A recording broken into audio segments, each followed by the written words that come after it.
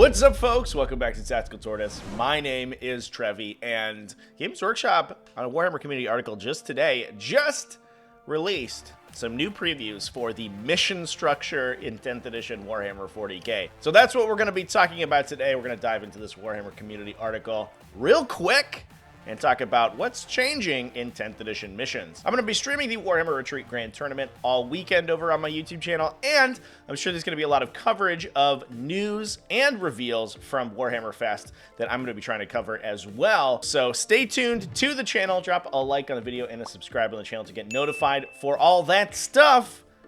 And let's dive into this article. So 10th edition 40k is going to have two sets of mission structures. One of them is just meant as a bit of an introductory mission. This is the only war mission, and we've seen this in previous editions, and I believe 9th edition had a version of this as well. This is basically just the core rulebook mission, where you have a couple of objective markers, and it gives you some very basic scoring mechanics that you use to score them. It's for players who are just playing Warhammer 40k out of the box or just getting started with it. So this is not a particularly new evolution of the mission system. One thing that is interesting, at least according to the article here, is that they are potentially reversing some of the nomenclature around game size. Strike Force now at 1,000 points instead of 2,000, and Incursion that 2,000 point level. Although this could be just a typo. I would not put that past Games Workshop in the slightest. But the most exciting one we're going to be talking about today is the mission deck. Only War is for starting players. The mission deck is how missions are going to be played in basically all other game modes. And I think that this is actually pretty cool, because basically what it does is it combines the old randomized system and the Grant Tournament system that was meant for more competitive play, and it puts them into a single product. So instead of having this bifurcated community where half of the people play one mission structure and half the people play Grand Tournament, there is now a conjoined system, and the way that the cards are distributed each game kind of determine how your missions are constructed. So Grand Tournament equivalent games are most likely going to use the mission deck to generate missions. We can see that we have deployment, mission roll, and primary mission scoring mechanics. Each of these are determined by a deck. So a Grand Tournament game will, up to the discretion of the TO, create missions using these three card decks. Whereas, if you wanted to play more of a Tempest of War style, you could randomize those together to build a mission, or potentially even swap out your criteria from turn to turn. And then on top of that, you have these other additional scoring metrics, secondary missions, and gambits that we'll talk about later. I think largely, if you're used to Grand Tournament play in 9th edition, the paradigm isn't really going to change. It sounds like a lot of the missions and the interactions are going to be very similar to how they were in 9th edition, and we're not really going to see too many changes. The difference is mostly cosmetic, where instead of having a packet of missions that have a whole page of rules associated with them, a mission is just a selection of specific cards that will probably work almost identically to the missions in the previous edition. So at least we're not reinventing the wheel when it comes to mission design from the 9th edition Grand Tournament pack, which I think generally has been lauded as a success. So we can see here that we have some examples of mission rule and primary mission scoring. Sweep and clear, this one gives you sticky objectives that several missions have from the current version of the rules. Giving players control over these means that we're probably going to see less of these mission rules that are just sort of slapped haphazardly onto missions, and especially the sticky objectives stuff was forgotten so often, even in high-tier games where you're at the top tables or something, and people would just straight up forget that the missions were sticky because it was used in so often and so randomly. And I think giving the community control over that means that there are going to be kind of best practices that evolve, and the community is going to decide on where these specific mission mechanics belong alongside deployment zone and objective setups and primary objective scoring, to where they're not, just sort of random and have the potential to imbalance the game in missions like Data Scry Salvage that we have currently, where in some situations, if you have fast objective security and you go first, it's very difficult to stop you from scoring because you can lock all those objectives in. And I think the community is going to be able to police that a little bit better than maybe Games Workshop does, especially since Games Workshop doesn't usually edit the missions once they're released. We also see an example of a primary mission here. This is basically the same as we see previously. Instead of 4 victory points for hold 1, 2, and more, it's just 5 victory points for each objective marker, up to 15. Largely, I think that's going to be the same. There will, I assume, be 6 objective layouts, and I think the community will probably endeavor to not put this on a 6 objective layout because it would be really way too easy to score maximum victory points every turn for primary. But then we also have the bottom round 5 scoring as well. So at the end of the 5th battle round, the second player scores VPs at the end of the turn instead of the command phase. So, like I say, almost exactly to how we have it in 9th edition. Now, one thing I feel that it's important to talk about here is exactly where these rules are coming from. So the deployment cards will actually have mission setup and deployment, or objective setup and deployment specified on them. So you're not going to hit a situation like we saw in 8th edition where you have a mission where the objectives get set up and then you have a different deployment zone that could throw your objectives, far away and not really reachable for your army. The deployment zones are going to be very deliberate in relation to your objectives. So that's good. Then obviously the mission rule and primary objective rules come from their own separate decks. This is where choosing the primary mission rule alongside the deployment zone plus objective marker setup is going to be where the community comes in and sort of polices things, I think. Again, there are likely going to be combinations that are probably a little bit too easy to score. But if you're drawing them randomly, those could be in the pool and you just have to be, sort of keep those in mind. Now, the other big change comes to secondary objectives. And here's where I see the other big thing that I really like about the system as it's been previewed so far. First off, we can see that we have attacker and defender secondary objectives. Look at that, everybody. We've got asymmetric objectives in 40K. Hell yeah, that's awesome. And it obviously opens the opportunity for deployment zones and objective setup to be different attacker versus defender in the objective cards as well. I kind of doubt that'll happen. I bet they'll remain symmetric, but it does mean that the attacker versus defender seat is actually super important. And what I'm hoping for, and they haven't yet revealed this quite yet, is that we are in sort of a deploy first and go first format, where like 8th edition, if you won the roll-off and chose to go first or were forced to go first, then you would automatically take the first turn. So you could deploy more aggressively because you could take the midboard of the table. Whereas the second player could then deploy defensively knowing that the first player is going to be attacking them. It gives a little bit of an advantage to the first player if they're good at alpha striking, but it sounds like a lot of the alpha strike-oriented mechanics have been removed from the game. So it will be more difficult to absolutely annihilate somebody on the first turn before the game begins. And you also get the benefit of not only that battle round 5 scoring like we have currently, but you also will likely get more powerful secondary objectives as the second seat, assuming that is the defending seat. That's very cool. That's something at the very beginning of the edition, we identified a problem going with the players going first, and we actually created asymmetric deployments to deploy first and go first, and different terrain depending on the attacker versus defender. And it was hugely beneficial to resolving the first player advantage in the game at the time. Now, obviously, the mission structure has changed a lot since then, and I think doing this with secondary objectives is a very elegant way to do it, and I think it's going to be really interesting. So the examples that we see currently are this kind of behind enemy lines style. Capture enemy outpost gives you 8 victory points at the end of your turn if you control an objective marker in your opponent's deployment zone. So if you are fast and speedy and are able to get high OC value models into your opponent's deployment zone, then you are going to be granted a gorgeous 8 victory point secondary, which sounds like a lot.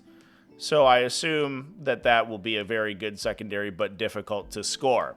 Now, the defending secondary is a little bit more straightforward. Each time an enemy unit that started their turn within range of an objective marker is destroyed, you score 3 victory points up to a maximum of 5. So 3 for the first one, 5 for the second one. And theoretically, destroying units is a little bit harder in this edition, so that should be a little bit harder to score. And you also can only score 5 a turn.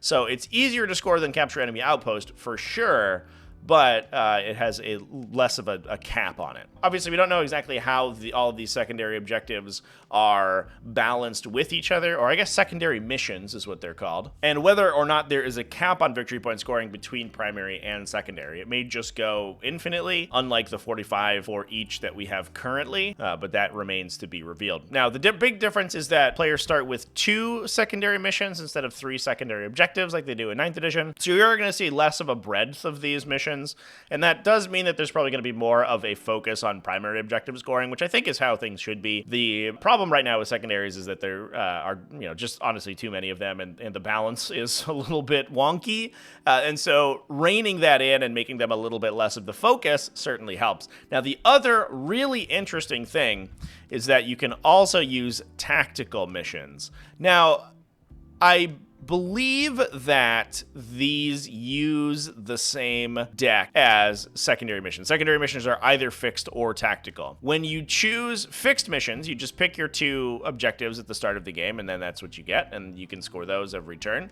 If you take tactical missions, you will get a bonus to score them. It may be that you get a victory point reward anytime that they're completed, I don't know, but as soon as they're completed, they're replaced with a randomly drawn card from the secondary mission deck. And now, this may use a second deck of tactical missions, I don't know. It doesn't sound like it does, but just based on the diagram at the top of the article. Now, that's super interesting because not only does it open up the possibility to use more Tempest of War style missions where you have these randomly drawn cards every turn, and it's not about an encyclopedic knowledge of all of the secondary objectives in the game, but it does also give you an out if you just have hot garbage secondary selections. I know we've all been in that situation in 9th edition 40k, where you're looking at your army and you're looking at your opponent's army, and there don't give up any kill secondaries. The mission is bad for your... Do you fucking mind? The mission is bad for your maneuver secondaries. You don't have enough objectives in range for banners. There's a potential your opponent just aces you off the table. And so you just have no idea what to take. Maybe you have one decent secondary in your faction pool, and then the rest of your secondaries are kind of just crapshoots. And the ability to take randomly drawn secondaries that you only have to score one time, but then also get an additional reward to make up for the fact that your secondaries are overall going to be worse, I think is a cool way to potentially come back out of that problem. And I think that's going to resolve a lot of those secondary objective matchups, or maybe not resolve them, but at least give you an out in them where you can kind of leave it up to the luck of the deck to give you good tactical secondaries. And making it a decision that players make game to game puts it more in control of the players, and that's something that I'm super in favor of. Now, we've been generally positive, despite the title of this video, about these mission changes. Where things kind of go off the rails is with this brand new mechanic, Gambit cards. What is a Gambit card? At the end of the 3rd battle round, so that's top of 4, basically, before the beginning of the 4th turn, either or both players can choose to play a Gambit card chosen in secret from 2 identical decks. So you'll have attacker and defender Gambit cards, just like you have for the secondary missions. And each deck of those has 3 Gambits in it, according to this article. You will then discard one of those, and of the remaining 2, choose one secretly to keep secret until, I believe, the end of the game. Now, what the Gambit cards do is actually replace your primary mission scoring with a new way to score. Usually, I think it's going to be at the end of the game, so you can keep it secret to your opponent and then try to complete your Gambit at the end. So basically, if you're in a situation where you're getting dumpstered on primary, you have a way to try to come back from that. Your secondary scoring will still be live, but you'll lose your turn 4 and turn 5 primary scoring, which if we look at the primary objective that was already shown, that has a potential to give you 15 points per round. So you would be able to get 30 points potentially if you are able to hold 3 objectives twice. But if you're getting absolutely pushed off the primary objective, you can replace that primary objective scoring with something else. Now, what exactly do you replace them with? We do have one preview of a Gambit for the Defender Orbital Strike Coordinates. Now, I don't know if the Proceed as Planned Gambit is part of the deck or if that's included separately. I assume that that's in addition. Basically, at the end of the 5th turn, if you have a unit wholly within 9 inches of a quarter of the battlefield, not within your own deployment zone, so one of the far two corners, then you'll roll 2d6. If you have units wholly within 9 inches of other corners of the table, then you'll get +1 for each of those. It doesn't count the first unit. Your first roll is 2d6. If you have 2 units in 2 different table corners, then it's 2d6 + 1. You have 3, it's 2d6 + 2, and if it's 4, then you have 2d6 + 3. If the final result is 12 or more, you score 30 victory points. Oh my God! Basically enough to max those 2 turns of primary scoring that you were losing if you get that 12 result or more. Now, at first glance, this ability looks awful. It's not consistent whatsoever. It's most likely going to be maybe a 2d6 roll, 2d6 + 1, but the reward obviously is huge. And I think that is intentional in the design of the Gambits. I imagine that they're all going to have random effects like that because the goal is not to give players another way to score. If you can design your game plan around scoring a bunch of primary early and then flip your primary for Gambit to score additional primary points, assuming that there's no cap, or you're just going to eschew primary entirely and rely on Gambits from scoring, I don't think that's the intention of the mechanic. It's supposed to be a kind of Hail Mary comeback mechanic. The fact that it's so random is a little funky. If you're in a situation where you're getting vaporized by your opponent, it's probably going to be very difficult. It is wholly within 9 inches of the corner, which is super tough, especially if you have a larger unit. So basically, only factions that are already super fast are going to be able to score this. I don't know how often you're going to be in a situation where you're playing like Eldar or something, and you haven't been able to score very many points on primary, so you're going to take this weird off-the-wall Gambit mechanic. Then, try to score that on a 2d6 roll of like an 11, a 10 or 11. I know, speaking personally, if I'm playing a game of 40k and I'm beating my opponent on primary because I played, aggressively, and I've been able to keep them off balance, and I've been able to outposition them, and they switch into a Gambit and win on a 2d6 roll of a 12, I'm gonna be real mad.